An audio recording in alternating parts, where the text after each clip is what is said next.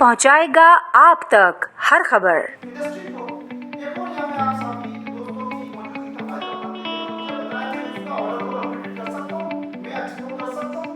یہ ایسے قانون کالے قانون ملک میں جو معیشت کا جو دباؤ ہے اس کی وجہ سے جو پریشانیاں ہیں ان پریشانیوں کا شکار ہم بھی ہوئے ہیں، لیکن جو ڈالر کا مسئلہ چل رہا ہے اس سے ریلیٹڈ ٹریڈ ہماری ضرور موجود ہے، لیکن یہ ٹریڈ ہمارے ملک کی معیشت کے ساتھ ساتھ انوائرمنٹ کے اوپر بھی بہت بڑا افیکٹ کرتی ہے ٹمبر کی ٹریڈ۔ جیسا کہ آپ کے علم میں ہے تو جو بارش میں جو سیلاب آئے اور پچھلے آپ 10-15 سال کا آپ دیکھیں کہ جو سیلاب کا جو اپنا جگہ بڑھتا جا رہا ہے یا گلیشیئر جس طریقے سے میلٹ ہو رہے ہیں اس کی سب سے بڑی وجہ آپ کا انوائرمنٹ چینج ہے، اور اس کے لیے گورنمنٹ آف پاکستان کے منسٹری آف کامرس اور فائنانس کے ساتھ مل کے اور Pakistan timber trader association, Karachi timber merchant group اور میرے ساتھ جس کو جو یہاں پہ موجود ہے اور فرنیچر ایکسپورٹر ایسوسیشن، ان لوگوں نے مل کے فائنانس بل میں اور گورنمنٹ کے جو ٹیکسز ہیں اس میں امپورٹ کے اوپر 0% کسٹم ڈیوٹی کی ہوئی ہے۔ اس کی وجہ یہ ہے کہ ہمارے پاس جنگلات نہیں ہیں۔ کسی بھی ملک میں زمینی رقبے کا کم از کم 20 سے 25% حصہ جنگلات کا ہونا ضروری ہے جب آپ کا ماحول جو ہے وہ کنٹرول میں رہتا ہے اور کلائمیٹ کنٹرول رہتا ہے۔ اور المیہ یہ کہ پاکستان میں اس وقت جنگلات کی جو تعداد ہے وہ 1.75% جو انٹرنیشنل جو کمیونٹی ہے ان کے سروے کے مطابق موجود ہے، اور گورنمنٹ آف پاکستان کی اگر آپ ویب سائٹ پہ چلے جائیں تو ان کے سروے کے مطابق بھی 2.5 سے 3.25% ہمارے پاس جنگلات رہ گئے ہیں پروٹیکشن ڈپارٹمنٹ کے اندر، اور وہ ڈپارٹمنٹ آتا ہے military food and food security کے اندر۔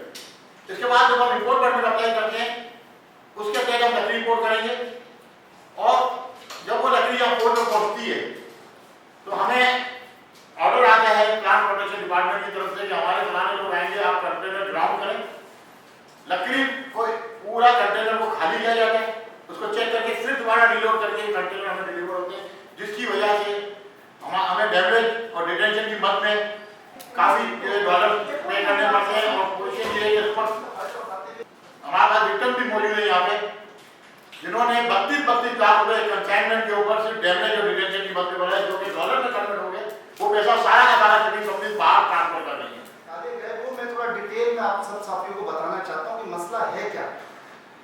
لکڑی کیونکہ ایک نیچرل چیز ہے، اس میں کسی قسم کی کوئی مکسنگ یا کوئی ملاوٹ کا کام نہیں ہو سکتا۔ لکڑی جب ہم کسی بھی ملک سے ہم منگاتے ہیں تو لکڑی کے اوپر آپ سب نے دیکھو گے درخت کا ایک چھلکا ہوتا ہے، یہ قدرتی اللہ تعالیٰ کی طرف سے ایک پروٹیکشن ہے لکڑی کی۔ جب تک وہ چھلکا لکڑی کے اوپر لگا ہوا ہوتا ہے لکڑی سیف رہتی ہے، اس پہ کسی قسم کا کلائمیٹ امپیکٹ نہیں آتا۔ اب SR 45 کی شٹ نمبر 44.0 کے اندر انہوں نے ایک کلوز ڈال دیا جی لکڑی کا جو چھلکا ہے وہ اتار کے امپورٹ کیا جائے۔ اچھی ان لوجیکل بات ہے نا، جیسے جب آپ اس چھلکے کو اتار دیتے ہیں تو لکڑی آپ 4 مہینے میں 3 مہینے جب پہنچے گی تو وہ اس کے اندر اتنی پھٹاس اور سبا دے گی کہ لکڑی یہاں کسی کام کی بھی نہیں رہے گی۔ جنگلات ہمارے پاس ہے نہیں، چھلکا اتار کے لاتے ہیں تو لکڑی خراب ہو جاتی ہے۔ تو یہ ایسا نان ٹیکنیکل کلوز ڈالا گیا ہے جس سے کوئی مشاورت نہیں کی، بھائی اسٹیک ہولڈر سے مشاورت کریں اگر کوئی قانون بنا رہے۔ اچھا دوسرا جو مذاکرہ خیز قانون انہوں نے بنایا جو SR 45 کے اندر شٹ نمبر 44.9 کے اندر انہوں نے ڈالا کہ جناب والا لکڑی جب آپ منگائیں تو اس کو آپ کو فیبریکیشن کروائیں۔ جب لکڑی کوئی بھی ملک سے امپورٹ ہوتی ہے تو اس کا فیبریکیشن سرٹیفکیٹ وہ ملک ہمیں دیتا ہے۔ دنیا کا یہ اصول ہے، دنیا کے اندر کوئی ایسا ملک نہیں ہے جو امپورٹر یعنی کہ امپورٹر وہ اپنے لوکل ڈومیسٹک اس سے کوئی فیبریکیشن کروائے۔ اچھا اس کا بھی طریقہ کار جو وضع کیا ہے وہ جی فوڈ جو ڈپارٹمنٹ ہے اس سے سرٹیفکیٹ ہے۔ گڈ جو ہے کوئی فوڈ سیکٹر نہیں ہے، گڈ تو اور اس میں کہاں سے ملاوٹ ہوگی، کہاں سے اس میں جراثیم آئیں گی۔ اچھا یہ ہم یہ سمجھتے ہیں یہ صرف اور صرف سے رشوت کا بازار گرم ہوگا۔ اچھا ظاہر سی بات ہے جو امپورٹر ہے یا مینوفیکچرر لکڑی اس کی ضرورت ہے وہ رشوت دے گا، کچھ بھی کرے گا، اس پہ کاسٹ اتنی پڑ جائے گی ووڈ کے اوپر اینڈ کیونکہ فرنیچر والے جو ہیں وہ اس کے اینڈ یوزر ہوتے ہیں۔ لکڑی جب اتنی ہائی پرائس پہ ہمیں ملے گی تو مجھے ہمیں پوچھتے ہیں کہ بھائی اس کو ہم ری ایکسپورٹ کیسے کریں گے۔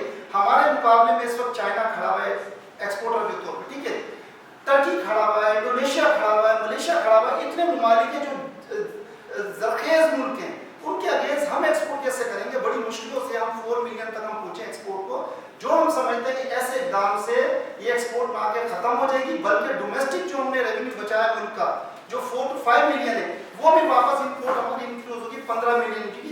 तो ये इंतहाई काले कानून बनाए गए, हम इसको मुस्तरद करते हैं और हम ये मुतालबा करते हैं कि मुस्लिम लीग की जब हुकूमत आई तो हमने ये सुना कि ये ताजिर दोस्त पॉलिसी लेकर आएंगे। क्या ये ताजिर दोस्त पॉलिसी है?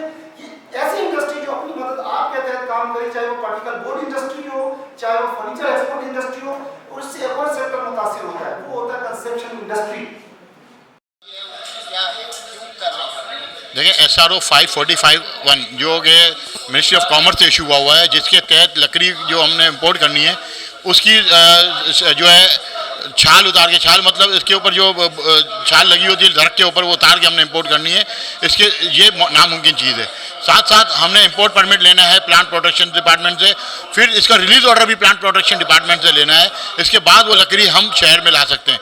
तो ये नामुमकिन चीज़ है। इससे हमें कारोबार की कॉस्ट हमारी बहुत ज़्यादा ऊपर जा रही है और आगे मुश्किलात बहुत आ रही हैं। और साथ साथ इस तरीके से जो मामला डिस्टर्ब हो रहे हैं, तो दुनिया के पेशतर ममालिक ने हमें लकड़ी देने से ही मना कर दिया है कि ये आपका वहाँ पे कस्टमर फंसेंगे, इसके बाद जब आपको लॉस होगा तो आप जो है डॉक्यूमेंट रिलीज़ नहीं कराएंगे।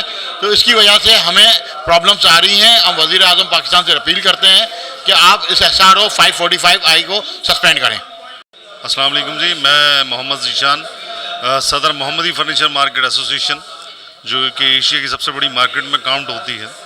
मैं सिर्फ ये कहना चाहता हूँ कि जो मुस्लिम लीग नून की हुकूमत है इस टाइम, आवाम दोस्त का नारा लगा के आई थी और कारोबार ताजर दोस्त का नारा लगा के आई थी, लेकिन जो पॉलिसीज़ की जा रही हैं वो आपके सामने भी है, मेरे सामने भी है। हम तबाह हाली का शिकार है। फर्नीचर सेक्टर इस टाइम मैन्युफैक्चर तबाह हाल है, शोरूम्स बंद हो रहे हैं, कारखाने बंद हो रहे हैं, बेरोज़गारी बढ़ रही है, ये सारी चीज़ें हो रही हैं। आवाम को सोचना चाहिए, आवाम के लिए सोचना चाहिए गवर्नमेंट को कि अगर हम ये चीज़ें कर रहे हैं तो आवाम को तबाहली का, बेरोज़गारी का शिकार कर रहे हैं। ये कैसा ताजर दोस्त जो है वो हुकूमत आ रही है, हम समझने से कासिर है इस टाइम।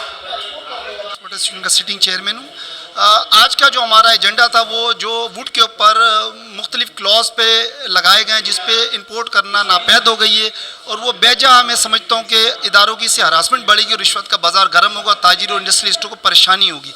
तो आपके तवज्जो से मैं अपनी हुकूमत को ये पैगाम देना चाहता हूँ कि आप जब इस हुकूमत में आए थे तो हमने आपको वार्म वेलकम किया था इस नारे की बुनियाद पे कि आप ताजिर दोस्त पॉलिसी लेकर लाएंगे, और हम ये उम्मीद भी करते थे कि इंशाअल्लाह माजी की तरह आप इस साल या इस अपने शॉर्ट दौर में एक ऐसी पॉलिसी लाएंगे जिससे ताजिरों को आसानी पे दिखे। लेकिन बदकिस्मती से मैं ये समझता हूँ कि ब्यूरोक्रेसी ने ऐसी क्लॉज डालें कानून के अंदर जो SRO 545 के अंदर, जिससे ताजिरों को इंपोर्ट करना इंतहाई मुश्किल हो गया है और इससे इदारों की हरासमेंट भी बढ़ी है और रिश्वत भी बढ़ी है। तो मैं ये समझता हूँ कि वज़ीर आज़म पाकिस्तान शहबाज शरीफ साहब इस पर नोटिस लें और फिल 4 फर्नीचर सेक्टर का जो मसला है वुड का इंपोर्ट का, इसको हल कराएँ और SRO 545 को फिल 4 मुअत्तल किया जाए।